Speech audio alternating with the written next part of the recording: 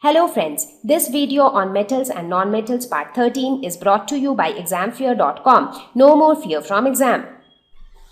So now that we are talking about reactivity of various metals, we are going to talk about displacement reactions. Now, these reactions give better evidence about the reactivity of metals, because so far we saw that some metals vigorously react with water, some metals do not react at all with water, some metal reacts with oxygen, some doesn't react at all. So there is a lot of variation in the reactivity of metals to different substances. Now, these reactions give us a better idea to decide which metal is more reactive than the other metal. So it helps us to tell the reactivity of various metals comparative or relative to each other. So basically we can say, let us suppose you are given two metals, copper and iron. So how do you know whether copper is more reactive than iron or iron is more reactive than copper? So it is difficult to answer such questions because copper might react well with water, iron might not react with water, but again on the other hand iron might react with air, copper might not react with air. So these kind of discrepancies might be there. So such reactions, so when we talk about displacement reactions, these reactions occur when a metal is put in an aqueous solution and that aqueous solution is a compound of another metal. Okay, let me give you an example. Let us suppose you have a beaker. Inside this beaker, you have copper sulfate solution. It is an aqueous solution. So inside the beaker, let us say, you have copper sulfate solution and you have put an iron nail inside this solution. So basically you want to see the reaction between iron and copper sulfate solution. So what you are doing, metal, which is the metal here, iron is a metal and iron is put in an aqueous solution. And what is the aqueous solution? It is a compound of another metal. What is that another metal? That is copper. So basically if you want to see out of iron and copper who is more reactive, you can put one metal into a solution of another metal. So here we have put iron in a solution of copper sulfate. Now how this will help you to tell which metal is more reactive, we will see that a little later.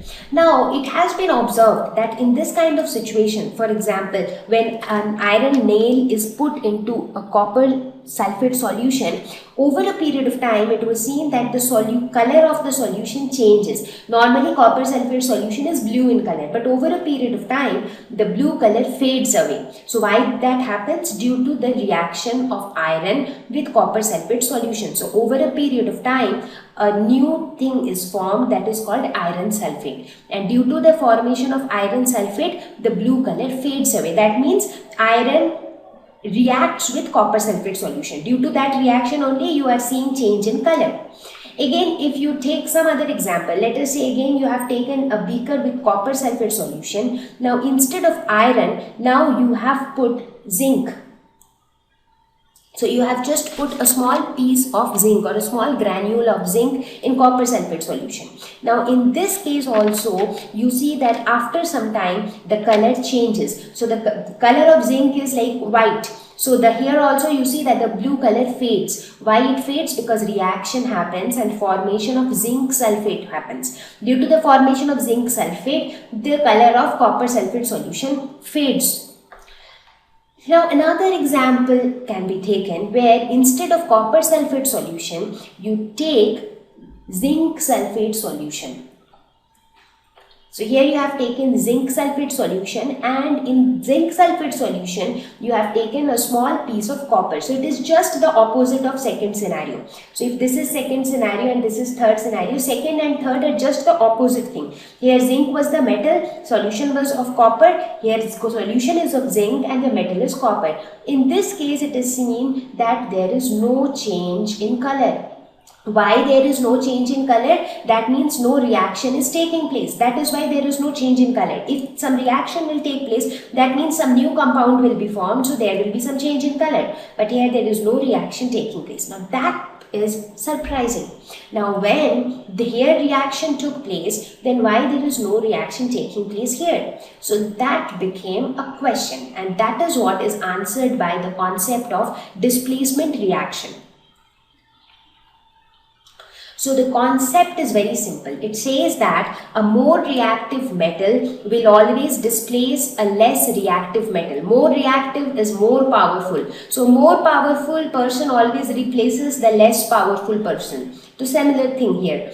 So now you can take the same example again. So this was your beaker number 2 and this was your beaker number 3. So in this beaker, this was your copper sulfate, and in this beaker it was your zinc sulfate. In this beaker it was your zinc, and in this beaker this was your copper. Now in this case what happened? The color changed. So in this beaker color changed, and is this beaker no color change. Correct? So that means what is happening in this beaker? In this beaker reaction is taking place. That is why there is change in color.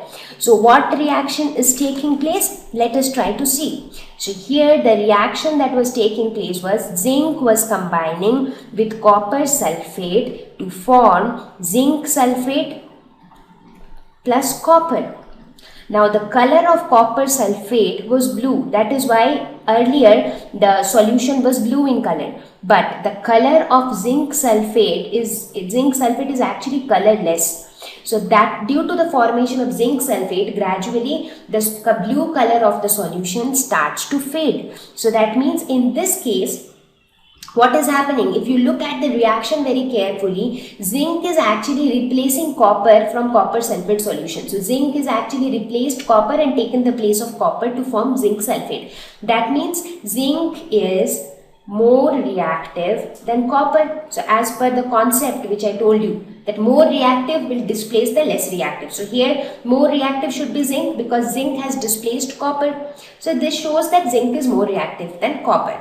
Now in this scenario, what happens? Here copper is reacting with zinc sulfate. Now as I told you, the solution will change color only if copper is able to displace zinc. Now what did we see? We see that zinc is more reactive. That means copper is less reactive than zinc, and a less reactive metal will not be able to displace a more reactive metal. Therefore copper will not be able to displace zinc. So if you look at this experiment, this clearly tells you that zinc has more reactivity than copper. So the relative reactivity between zinc and copper can be easily determined with the help of a displacement reaction. Right? So this is the concept of displacement reaction. It actually tells you which metal is more reactive than the other metal.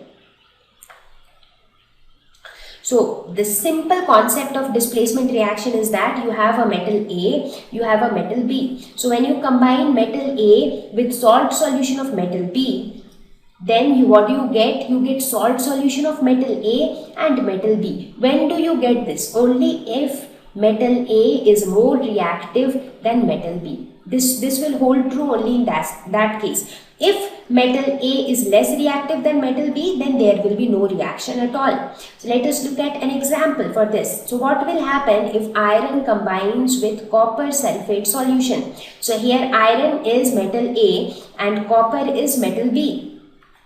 So in this case, since iron is more reactive than copper, therefore iron will be able to displace copper to form iron sulfate plus copper.